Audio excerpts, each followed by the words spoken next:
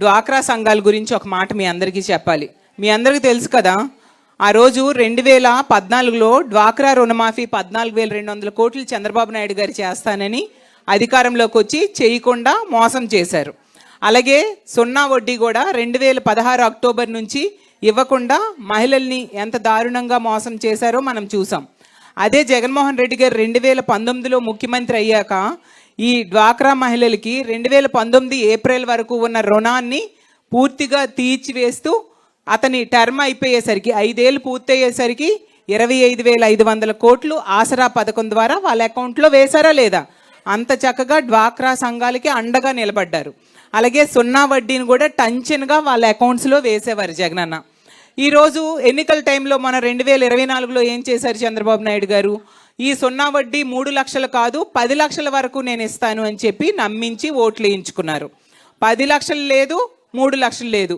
కొండ నాలుగు మందేస్తే ఉన్న నాలుగు ఊడిపోయినట్టుగా ఇప్పుడు డ్వాక్రా మహిళల పరిస్థితి అయిపోయింది. సున్నా వడ్డీ ఇవ్వకపోవడం వలన ఈరోజు డ్వాక్రా సంఘాల తాలూకా పరపతి తగ్గిపోయింది.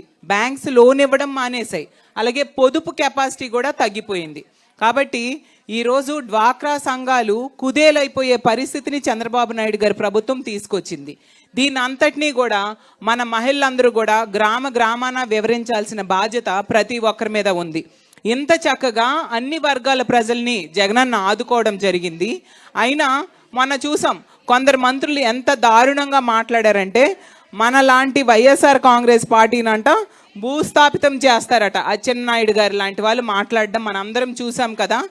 అతను భూస్థాపితం చేస్తే చూస్తూ ఊరుకుంటామా మనము? అలా భూస్థాపితం చేస్తే చేయించుకోవడానికి మనం ఏమైనా జనసేన పార్టీయా?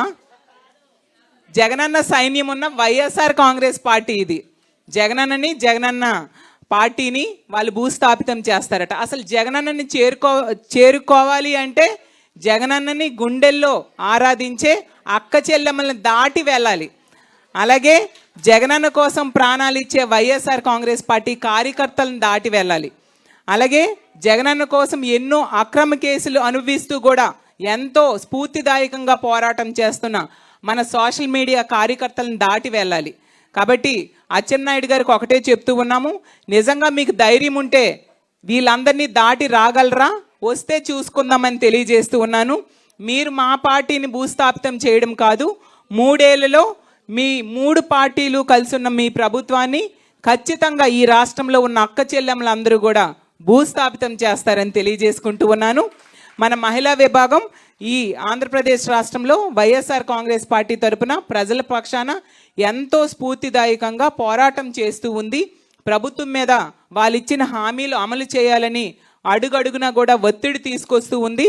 కానీ ఈ ప్రభుత్వంలో ఉన్న మంత్రులు అవ్వచ్చు, ఎమ్మెల్యేలు అవ్వచ్చు, ఎంపీలు అవ్వచ్చు, ముఖ్యమంత్రి గారు, డిప్యూటీ సీఎం గారు, హోంమంత్రి గారు వాళ్ళందరూ చేస్తున్న అబద్ధపు ప్రచారాలని మనం తిప్పికొట్టాల్సిన బాధ్యత అందరి మీద ఉంది. అలాగే వాళ్ళ అహంకారాన్ని, వాళ్ళ వెన్నుపోటును, అలాగే వాళ్ళ మోసాన్ని గ్రామానికి కూడా ఈ రోజు నుంచి మరింత సమయాన్ని కేటాయించి ప్రజల్లోకి తీసుకువెళ్దాము. ఇక్కడికి వచ్చిన ప్రతి మహిళ కూడా ఒక మహిళా శక్తిగా మారాల్సిన సమయం వచ్చింది. ప్రతి మహిళ కూడా అరాచకాల మీద పోరాటం చేసే ఆది పరాశక్తిగా మాట్లాడాల్సిన సమయం వచ్చిందని తెలియజేస్తూ ఉన్నాను. అలాగే ప్రజల సమస్యల మీద నిలదీసే గొంతుకగా ప్రతి మహిళ మారాల్సిందిగా కోరుతూ ఉన్నాను.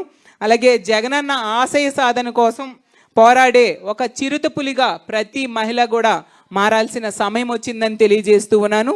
కాబట్టి ఈ రోజు నుంచి కూడా మన మహిళలందరూ కూడా మన జగనన్నని మళ్ళీ ముఖ్యమంత్రి చేసుకోవడానికి ఏ విధంగా ముందుకు వెళ్ళాలి అనే దాని మీద కార్యాచరణ రూపొందించుకొని ముందుకు వెళ్దాము.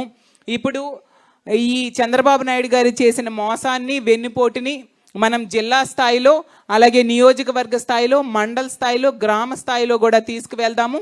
ప్రభుత్వాన్ని ఎప్పటికీ మన వైఎస్ఆర్ కాంగ్రెస్ పార్టీ మహిళా విభాగం తరపున డిమాండ్ చేస్తూ ఉన్నాము. వాళ్ళు ఇచ్చిన హామీలన్నీ కూడా అమలు చేయాలని, అలాగే మహిళల రక్షణ కూడా దృష్టి పెట్టి మహిళల రక్షణకు పెద్దపీట వేయాల్సిందిగా కోరుతూ, లేకపోతే ప్రజల తరపున ఎప్పుడూ కూడా ప్రజల కోసం ప్రజల తరపున మన వైఎస్ఆర్ కాంగ్రెస్ పార్టీ మహిళా విభాగం పోరాటం చేస్తుంది. అలాగే జగనన్న తన ముఖ్యమంత్రిగా 5 ఏళ్ల పాలనలో మహిళలకి పెద్దపీట వేశారు. మళ్ళీ మహిళలు రాజకీయంగా, ఆర్థికంగా, సామాజికంగా ఉన్నత స్థానంలో కూర్చోవాలంటే మళ్ళీ జగనన్నను ముఖ్యమంత్రిగా చేసుకోవాలి. రానున్న 2029 ఎన్నికల్లో మళ్ళీ మన వైఎస్ఆర్ కాంగ్రెస్ పార్టీ జెండా రెపరెపరాడాలన్నా, అలాగే జగనన్న వైఎస్ జగన్ అనే నేను అని మరొకసారి ప్రమాణ స్వీకారం చేయాలన్నా మనందరం కూడా ఈ రోజు నుంచి సైనికులుగా పోరాటం చేద్దామని తెలియజేసుకుంటూ, మన ఆంధ్రప్రదేశ్ రాష్ట్రంలో మారుమూల గ్రామాల నుంచి కూడా ఈ సమావేశానికి విచ్చేసి జగనన్న మీద తమ అభిమానాన్ని, అలాగే చంద్రబాబు నాయుడు గారు చేసిన మోసాన్ని కూడా తెలియజేయడం కోసం, తెలుసుకోవడం కోసం వచ్చిన మీ అందరికీ కూడా, ఇంత శ్రమపడి వచ్చినందుకు మన పార్టీ తరపున మీ అందరికీ కృతజ్ఞతలు తెలియజేస్తూ ఉన్నాను. అందరికి కూడా ధన్యవాదాలు తెలియజేస్తూ ఉన్నాను. ముఖ్యంగా మన వర్కింగ్ ప్రెసిడెంట్స్ మీ అందరికీ తెలుసు, 5 కూడా చాలా యాక్టివ్గా పనిచేసే వాళ్ళు. అందరూ కూడా తమ తమ జోన్స్లో మీరందరూ చాలా సహకారం అందిస్తూ ఉన్నారు. వాళ్ళు కూడా మీకు అత్యంత అందుబాటులో ఉంటూ ఉన్నారు.